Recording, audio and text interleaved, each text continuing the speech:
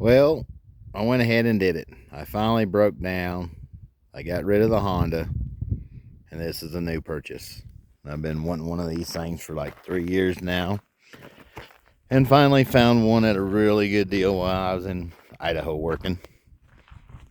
And so far, I absolutely love this thing. It's a 2015 690 Enduro R, and it literally had 314 miles on it when I bought it. So basically, I have a brand new 2015 bike. Even the little titties were still on the tires, so we're actually still boondocking in Idaho before we head east. And I decided to check out the Montana side of the state line and see what their fire roads were like. So I'm up here off the pass, and I come across these great big rock features. So I thought I'd just take you guys along to see these things. But back to the motorcycles. The Honda, I rode it everywhere. If anybody watches most of the videos I try to post, it did everything I needed to do. It was basically a small little tank, but it just didn't like to go fast. It didn't like to go above 75 miles an hour, and it was way up there in RPMs.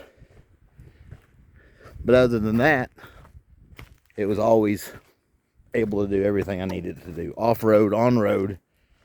I ended up selling it and almost ended up having 11,000 miles on it over the 3 years I owned it.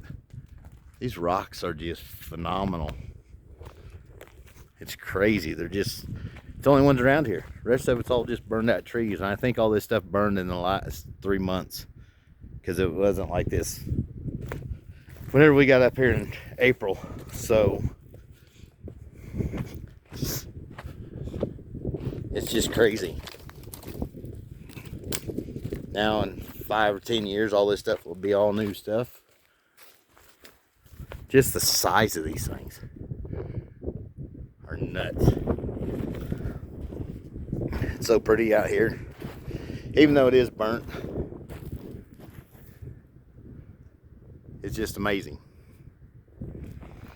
But yeah, so far the KTM rides awesome.